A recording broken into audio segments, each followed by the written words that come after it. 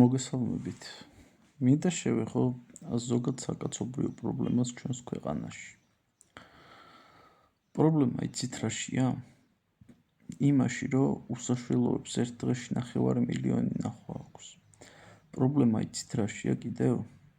ლელა წურწუმიას და დათო გომართელის კონცერტებზე რო ხალხი დადის და ბილეთები რო არ იშოვება. პრობლემა კიდე იცით რაშია? 70,000 ადამიანი 500 ლარს საშუალოდ რო იხდის კენი ვესტის კონცერტზე. კიდევ პრობლემა იცით რაშია? ნანუკა ჟორჟოლიანი რო გვასწავლის ცხოვრებას და რაღაცებს გვიქადაგებს. კიდე პრობლემა იცით რაშია? პედოფილი მღვდლები რო ჭკუას გვარიგებენ. კიდევ პრობლემა იცით რაშია, მეგობრებო? პრობლემა ერთ კონკრეტულ პოლიტიკოსში კი არ არის. პრობლემა არის ხალხში, პრობლემა არის გაუნათლებლობაში. და ხელოვნება ამაში სერიოზულ როლს თამაშობს რა. ამაზე მდარე და ბანძი როგორ შეიძლება იყოს ხელოვნება, რომელიც დღეს არის. პირდაპირ ვიტყვი, არ ვიცი, ვერც კი წარმომიდგენია, ყველაზე ცუდ კოშმარშიც კი ვერ წარმოვიდგენ აი ამას. არის ორი დანაყოფი. ერთი დანაყოფი არის ხელოვნების მხარე კოცები და კოცები ვისაც ინახავს, ასე ვთქვათ, ვისაც აფინანსებს და მათზე არანაკლებ უარესები და აი 1%-იანი ტვინის მქონე ადამიანები არიან მათ შორის იქითაც და აქითაც ერთეული ადამიანები, ვინც მართლა ჭკვიანია, მართლა ნიჭიერია და მართლა ქმნის რაღაცას, მაგრამ მათაც გააკეთეს თავიანთი არჩევანები. ხო და რეალობა არის ეგ რა. აი ახლა იყო გვარი არ ვიცი, იმ ბიჭის თუ სწორად მახსოვს, გიგაშვილი, ანუ პიანისტია რა, ძალიან მაგრად უკრავს. და ნინი ნუცუბიძე. ანუ ლაივის კადრებს უყურე რა. ანუ ნინი ნუცუბიძე რატო ითვლება კარგ მომღერლად? ვინმე თუ დამისახლა, ახმა აქ ისეთი ღრმა, მაღალ ბგერებს იღებს, რაღაც ინტონაციები. აი რატო არის ნინი ნუცუბიძე რაღაცა ლეველი ჰაი? ვინმე ამიხსნის ამას? ვერ ამიხსნის. იმიტომ რომ არ არსებობს ადეკვატური დადასტურება იმისი, რატომ არის და რატომ ითვლება ეგ ადამიანი, რა ვიცი, ვირტუოზად და საოცარ მომღერლად. იმ ბიჭზე ბაზარი არ არის, ძალიან მაგრად უკრავს. აგრეთვე პრობლემა ქართულ ჰიპ-ჰოპ არტისტები. რატო არიან თქვენი აზრით ჩუმად? აი რატო? ანუ ჰიპ-ჰოპი ხო პროტესტის მუსიკა. რატო არა პროტესტებენ არაფერს? იმიტომ რომ თავს კარგად გრძნობენ, ხო? რეალობა ეხა ეგ არის რა. ვიღაცას ითვალისწინებს, რომ ეს ჩემი ძმა კაცია ამაშია და არა ეს უნდა გამოვაშვებინოთ და აბა ეხა როგორ და აბა ეს უმიგინდა და რაღაც ეგ სასტავ. ანუ პრობლემა არის საბოლოო ჯამში ხალხში და არა კონკრეტულ პოლიტიკოსებში. პიროვნებას როცა გგონია რომ გიგა ბოკერია ჯაფარა და გიგა ბოკერიას ცოლი არიან ადამიანები, რომლებსაც უყვართ სამშობლო და სამშობლოზე ფიქრში და სევდაში იძინებენ და იღვიძებენ, გაკ სერიოზული ფსიქოლოგიური პრობლემა რა და ჯობია რომ ფსიქიატრს გაესინჯო მეგობარო.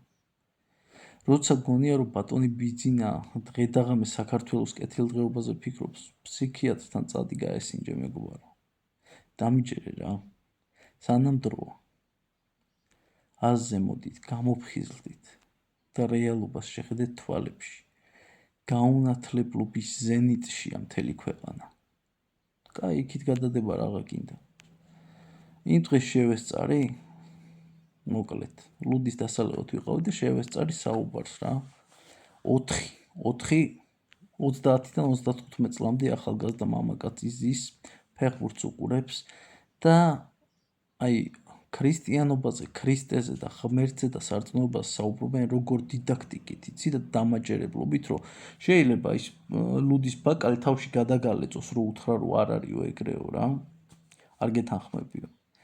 და ამ 4 ადამიანიდან ბიბლია არც ერთს არ აქვს წაკითხული, არამც თუ წაკითხული და გააზრებული 1000 ჯერ. არა. ბიბლია არ აქვს წაკითხული, საერთოდ. შეიძლება არც უნახავს თვალით როგორია. და ერთ-ერთი ამბობს აი მამა პაისის ფილმი რო ნახე, აი მართლა, აი ბიჭო რა მამა პაისი, რა დედა სიდონია შვილოთ. ბიჭო, პრეტენზია თუ გაქვს ქრისტიანობაზე, იმიტომ დაიწერა ის დალოცვილი ბიბლია, რომ გაეცნო ქრისტიანი ადამიანი და მართლმადიდებელი ადამიანი და ვეღაც ტიპების ქადაგებებს კი არ დაუჯერო მარტო, შენი თვალით გაეცნო, წაიკითხო, შეიმეცნო, წმინდა მამები წაიკითხო, შეიმეცნო, მარტივია, არ არის მარტივი. მაგრამ თუ გაქვს პრეტენზია იმაზე, რომ მართლმადიდებელი ხარ, შეიწუხე თავი და წაიკითხე რა. ის კინო სკროლავ და სკროლვის დროს ხან ნეო შეგხვდება და ხან თეო და ამათ უჯერებ და მე უი, აი ის ხალხი მაღიზიანებთ რა ორმაგი სტანდარტები რო გაქვთ, ვინც ადიდებდით და აქებდით და ძეგლებს უდგავდით ამ ბიჭს რა, ამ ლუკას ნეოს. და ეხლა იმენა აფარებთ თავზე რა ყველაფერს რა. ანუ ეგ იცირისბრალია, თქვენ ხართ გაუნათლებელები, თქვენ ხართ ბრბო. და ბრბო კარის შემომტრევას ლამობდა. მართალი იყო ის ხონებული კაცი, ხო და ბიჭო, ანუ თქვენ თვითონ მიიღეთ რა ეგ სულიერი საკვები რა, სხვისგან ნუ ცდილობთ რომ მარტივად მიიღოთ, არ არის მარტივი. ქრისტიანობა ყველაზე რთულია. ბევრად რთული ვიდრე ბუდიზმი და ისლამი, ბევრად და ღრმაც და მისტიურიც. გირჩევთ. და იმაზე წუწუნს, რომ არაფერი გვეშველება და ამ ცხოვრების ესე ისე, ანუ მაგის შეიმეცნეთ რაღაცა რა, წაიკითხეთ. ნუ გეზარებათ, სკროლვა შეეშვით, ტიკტოკები წაშალეთ თქვენი ტელეფონებიდან, ამ სიერების გაკეთებულ პოდკასტებს კიდე ნუ უყურებთ, ტვინს გირეცხავენ, აი საშა კაცმანი, აი დაგვეხიოს საშა კაცმანი მთელ საქართველოს რა. ტიპი არის ჩვეულებრივი შარლატანი და სიერი. და თქვენთ გახართ, რა, ბიჭო, მაგას რომ რამის ტრაკი ქონოდა, რა ვიცი, მიაღწევდა რაღაცას, YouTube-ზე პოდკასტს არ წაიყვანდა რა. ყოველ ორღობის ბოლოში პოდკასტია უკვე, ხო და ანუ ხო ხვდებით სადამდეა ჩაფლული ხალხი. აზზე მოდი ცოტა რა და ცოტა რეალურად აღიქვით სად ვართ და რა ხდება ზოგადად ჩვენს ერში და ჩვენს ქვეყანაში.